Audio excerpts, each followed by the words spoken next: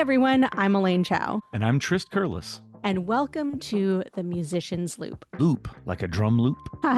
No, like the kind of thing that a jeweler uses to evaluate gems. Oh, like a magnifying glass, like what we'll do on this podcast, actively listening to music like a musician. That's right. And every week, we are choosing a track to dive into together and share our thoughts about what we find intriguing about the song. Whether it's songwriting, chord progression, instrumentation, recording technology, arrangement, whatever, we're looking at the music we love through the lens, or the loop, of decades in the music industry.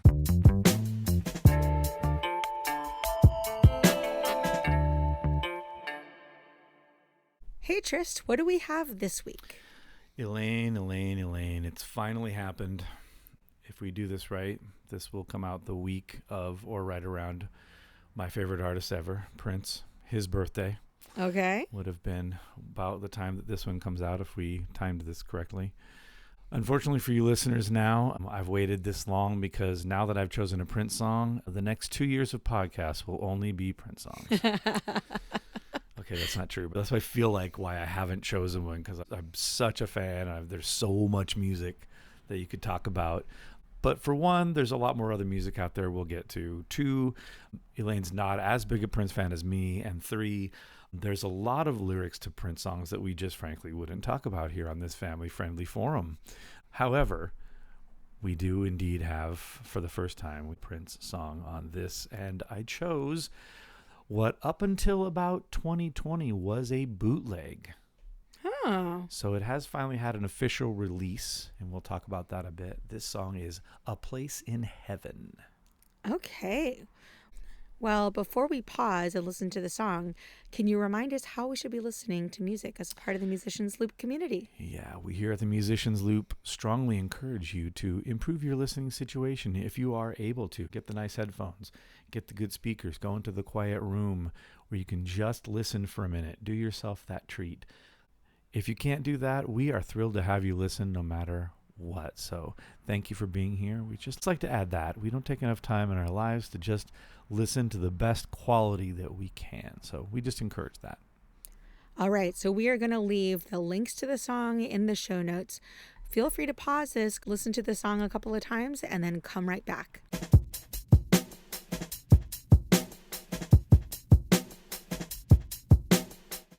And we are back. Okay, that was not what I expected. I think what I was expecting was much more of his typical funk rock, what Prince is really known for on the airwaves, Kiss and Raspberry Beret, those types of songs. Mm-hmm. And this was something that was very, very different. Can you tell us a little bit about it?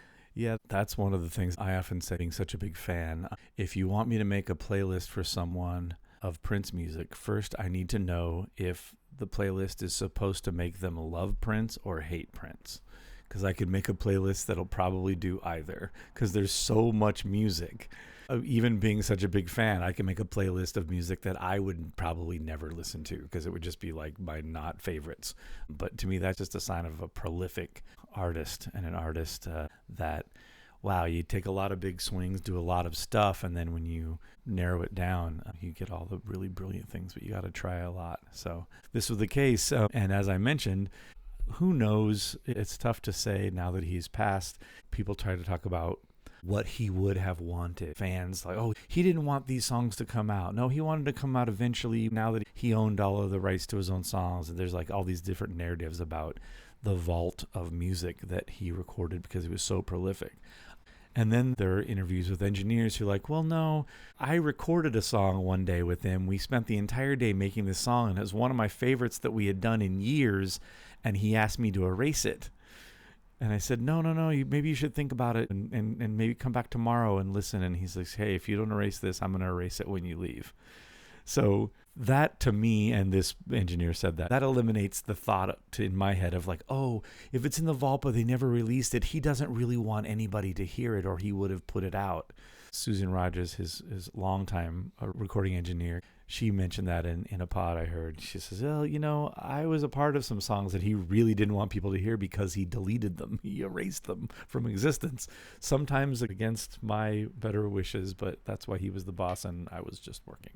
So anyway, to come back around to what you're talking about, there's so much music that it's very easy to play songs from Prince that don't necessarily sound like what you might think they sound like. Well, let me start out by giving some of my first impressions. First of all, this is a song in 3/4. It sounded very music boxy, you know, in terms of a very waltzy kind of thing, very simple in terms of instrumentation, simple drums, simple pianos, a little harpsichord sound that came in.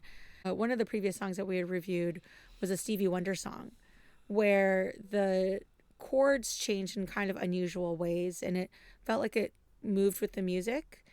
And in this case, I felt like the anchor moved multiple times. Like the key seemed to move. And the second time I listened to it, it was like it didn't seem to move as much. So maybe I got used to it. But there was just something in there where it seemed like maybe he was playing around with something, where he was changing keys to go with the melody. And in some places it worked really well. In some places I was like, I don't know where you were going with that. But I think that there was just this sense of freedom in playing in that kind of thing. What did you hear in terms of the key changes? Yeah, on first listen, there are some chord changes in places that you don't expect them, that lead places you don't expect. So then, since you've now heard it, when you listen to it again, it's not as much of a surprise. So that's why it doesn't seem as odd the next time. But the very first time, it's like, especially since it's set up, like you said, it's like a very music box, very predictable. The 3/4 seems predictable. The chords, okay, I know where this is going, even through the verse.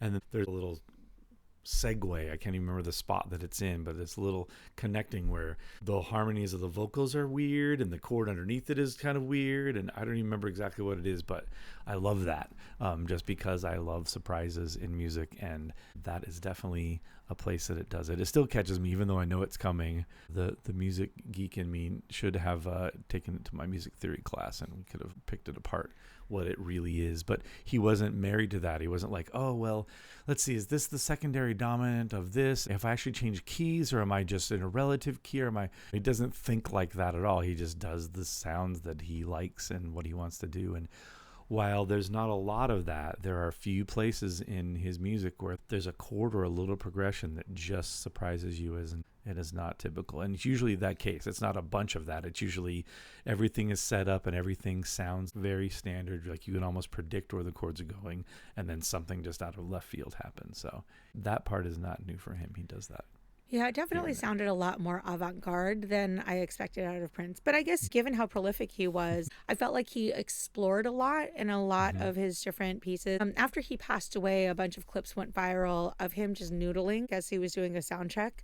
And I think it wasn't until that point in time that I realized just how brilliant he was. He was just able to noodle and really play around on those keys and vocals in a way that I was really impressed by. It was just coming off the cuff for him. And like you're talking about the vault, the reason there is a vault of music, because he would just write all the time and record. He had a recording studio before he built Paisley Park, his eventual home and studio. Yeah. His normal home, just a regular house in the neighborhood, had a studio in it where they would do this stuff. And actually, that's where this was recorded. This originally comes from 1986.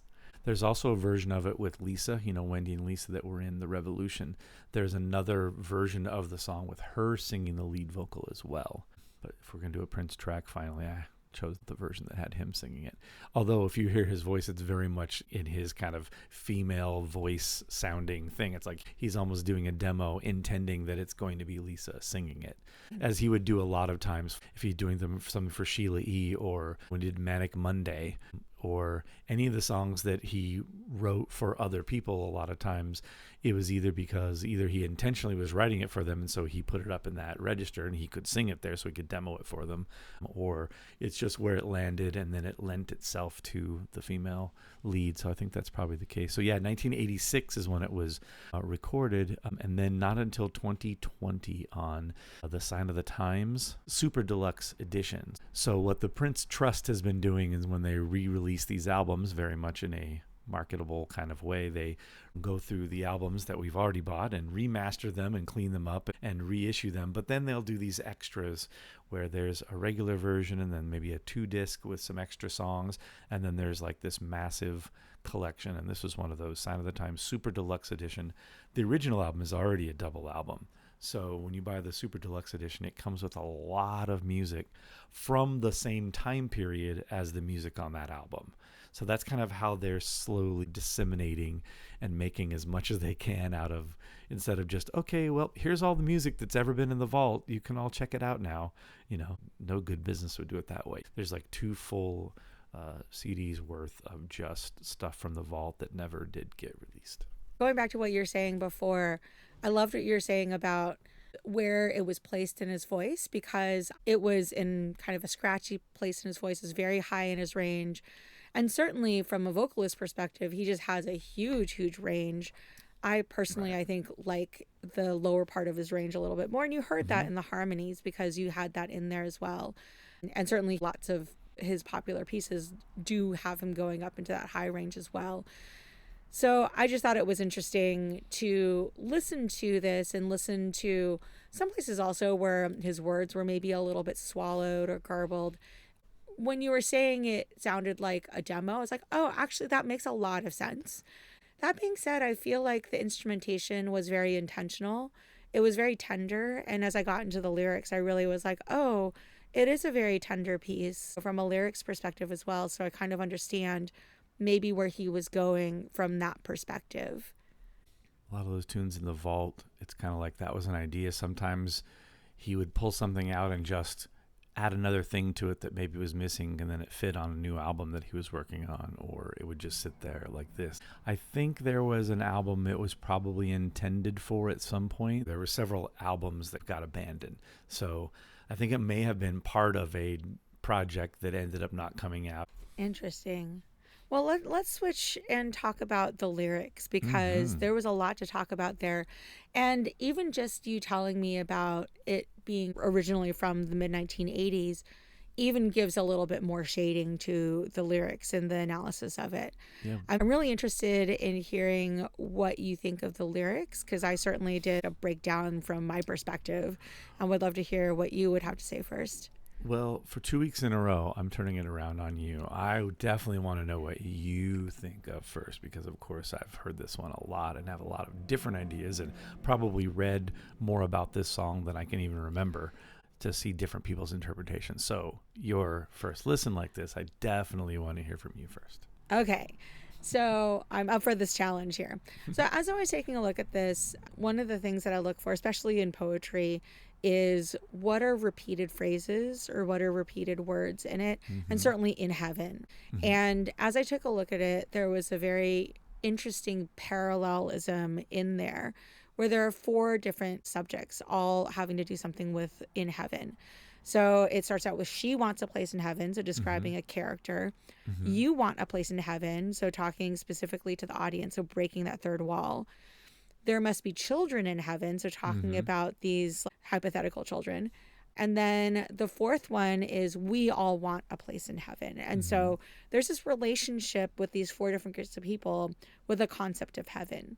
And each one of them is described in a slightly different way. So starting with she, that one was the most, I'd say, brutal. It was like, we're talking about nooses, we're talking about death. It was just like, oh my goodness. I felt like it was brutal because it was really kind of like this rope of self-pity only requires a noose. It really is confrontational with this sense of how this woman feels about her relationship with heaven and how she really wants to go there. And he makes this observation that heaven and hell are pretty much the same in this case. And so I'm like, oh, that's deep, man. That's really deep.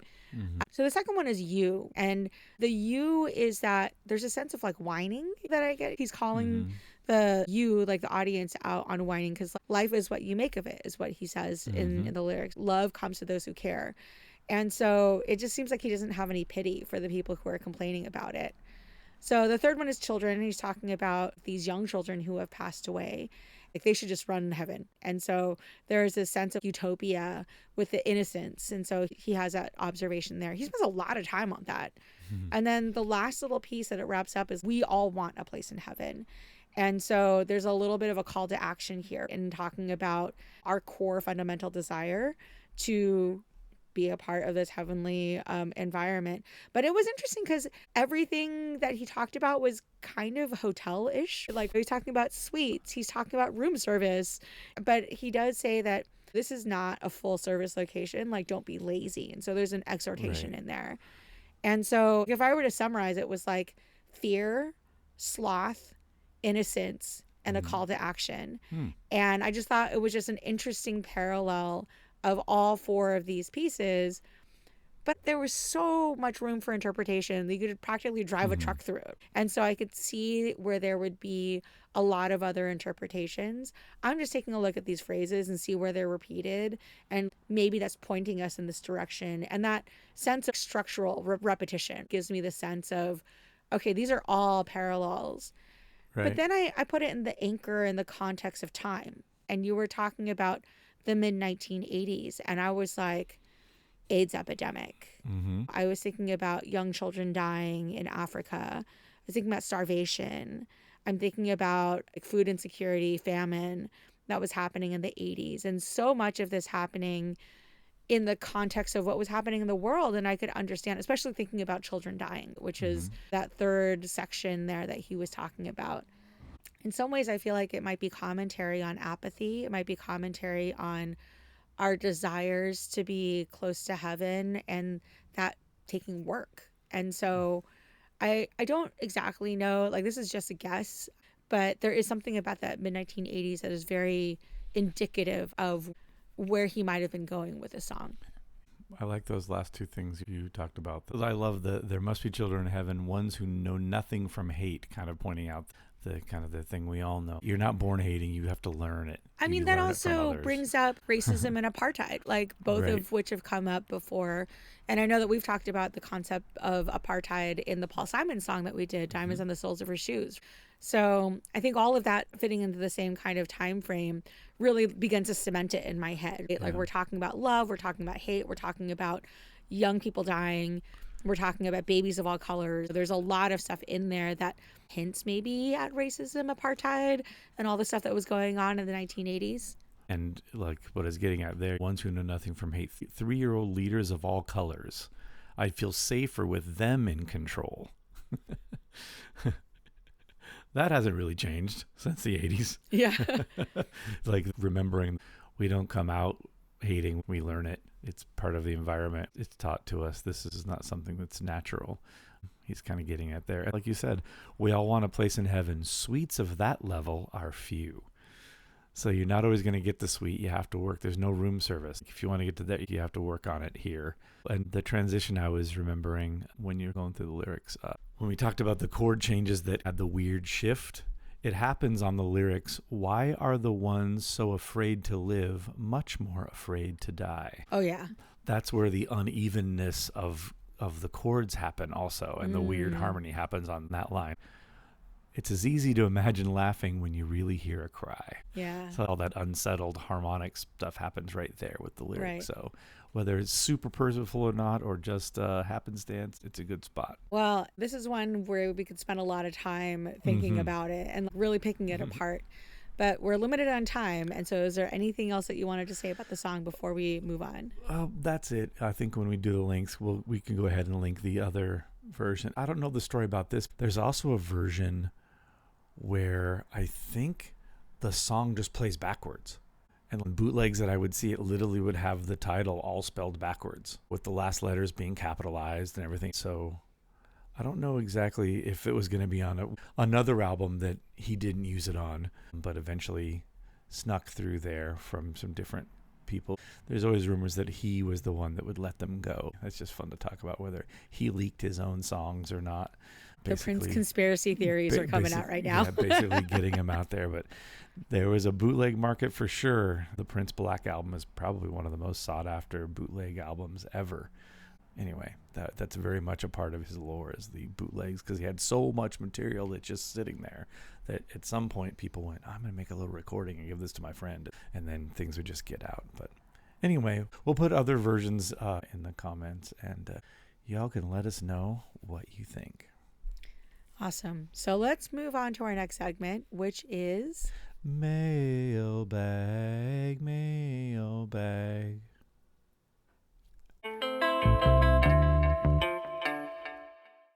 That's right, the mailbag. And if you'd like to get a hold of us, you can email us at themusiciansloop@gmail.com. That's LOUPE. Or you can contact us via Instagram or Threads at themusiciansloop. That's a great place. You can let us know some songs you think we should maybe check out, or maybe tell us your favorite Prince bootleg or lesser known song, or any other fact with the Prince stuff. There's so much out there. So if you have any other info about this song that maybe we didn't cover, let us know. That's a good place to do it. Okay, so this week's mailbag comes from Threads. It's a conversation between a couple of people from January of 2026, Cameron Mazel and Mila Ruseka. So Cameron writes, the greatest musicians I've been around who are at the top of the game and make music that will outlive all of us are also incredibly kind and generous people. I think it's good for the rest of us to remember that the music comes first. Egos just get in the way. Show your fellow musicians some grace, try to elevate the music, maybe make the world a tiny bit better in the process. And Mila replies, exactly. Talent isn't measured by how loud you are or how many eyes follow you. It's measured by what you let live in the world and how you treat the people carrying it with you. Grace doesn't make the music smaller, it makes it last. And so I think that what I'd really like to talk about is what is the nature of relationship and what is the importance of relationship in making music, and especially in a music career. Oh man, it's so incredibly important. But I think, as is often the time when you kind of talk about generalities about music, music business, musicians, so many of the basic principles don't necessarily have anything to do with being exclusively of the music industry. Like, that's any industry. The greatest blank I've ever been around, or who are at the top of the game and make blank that will outlive us all, are also incredibly kind and generous people. Sure, there are outliers. Remember that one incredible whoever that was just a total jerk? They were still really incredible, even though they were a terrible person. I guess that still can happen in the world, that you can be this amazing artist and somehow have this other side of you. But in general, I would say this is true of most of like business leaders, some of the best leaders of organizations, of teams, of musicians, artists. I notice in my world of not necessarily being a musician, but as a sound engineer, as I travel the world and meet other sound engineers, usually the best engineers I've ever met, especially because the sound I'm doing is usually for a lot of vocals, an a cappella group or a big vocal thing. And there are some very specific things that you do that maybe you could have mixed for bands and toured with them for dozens and dozens of years, but this 80% of the job is a lot of the same, but there's this other little percentage of stuff that's just a little different. And even in this community, the sound engineers I've met, the ones that are really good at what they do, but almost just kind of, oh, I've done this a long time, I really have no interest in what you do because it's a smaller genre and it's not as big as the things that I've done before, and I've done this longer than you, so what could I possibly learn from you, is sometimes the feeling that I will get. Maybe after hearing the show and seeing some things, I'll get, oh, that was cool how you did that. I didn't even think that that was a thing. How did you do that with that one voice or whatever? So sometimes that'll get asked, but usually the best ones, the ones that I think, oh, this is world-class touring engineer, almost right away, oh, you mix for this group. How do you do that? What are the right away? It's inquisitive. What is it you do that makes them that, they're trying to get better just in case they come across that. So they're always trying to learn. I would think that same thing would apply to athletes, some of the greatest athletes. It's like, hey, what else can I learn? What's your training regimen? What do you do?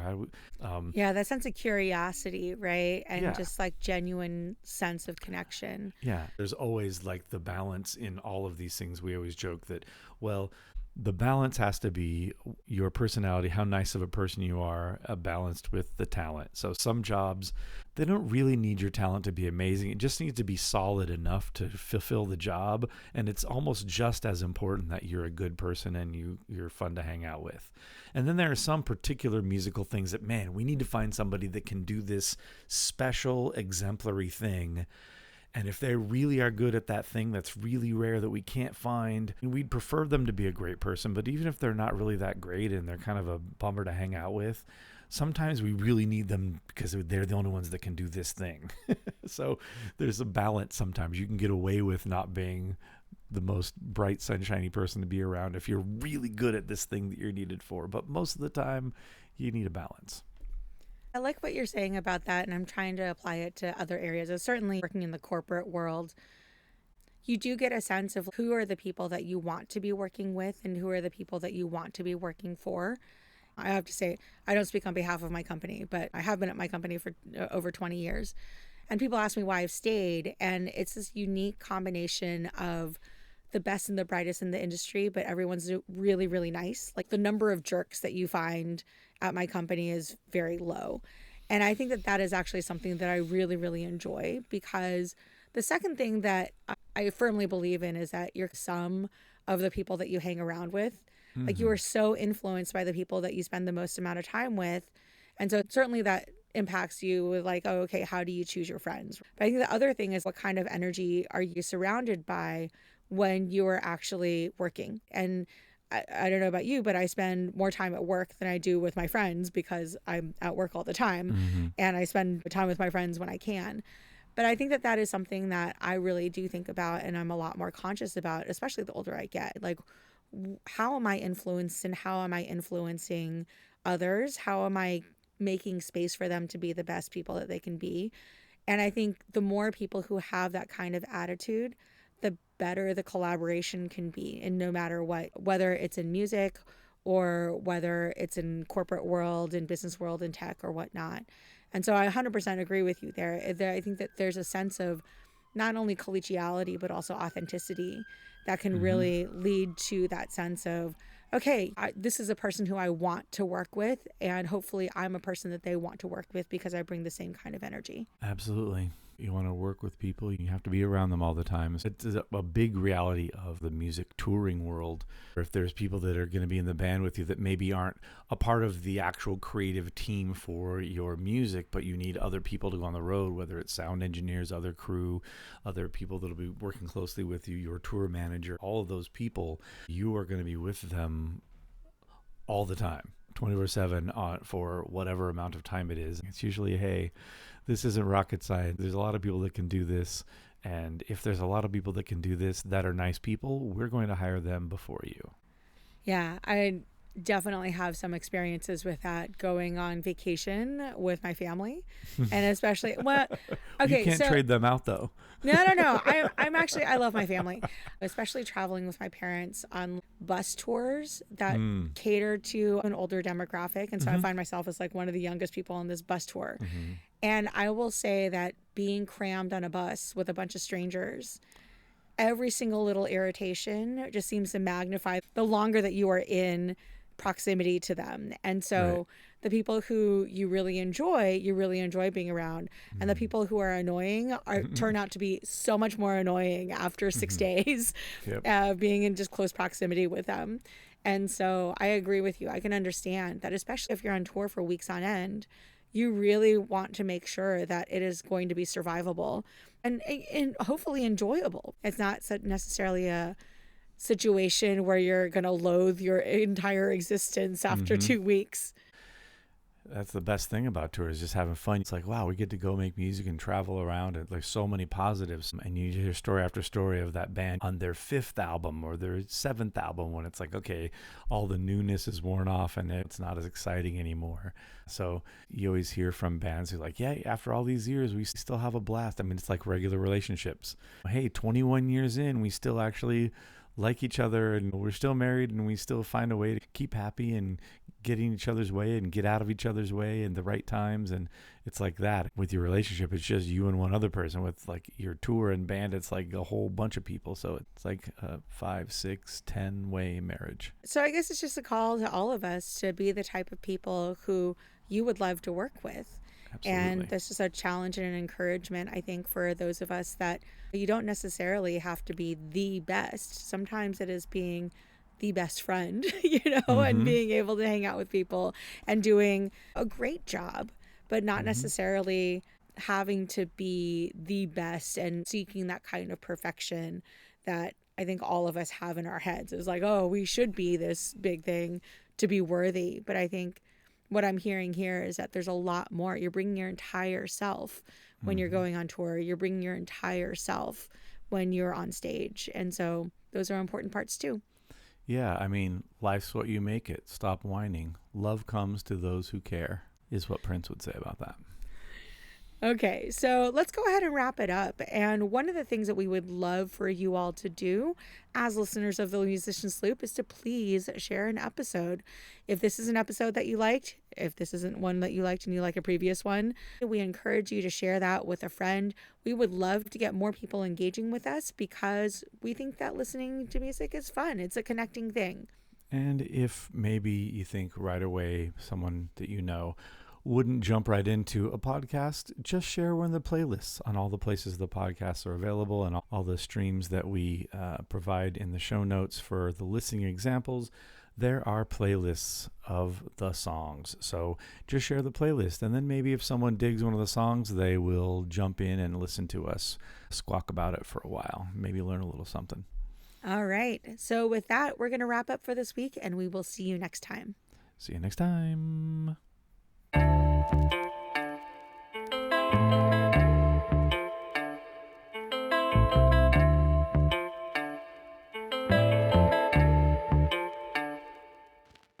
Okay, bye. I'm going to Denmark. My first time listening to it, I was like, what was that? Lyrics we can actually talk about. Yeah. And still retain our G rating. Why can't I think of the name of it?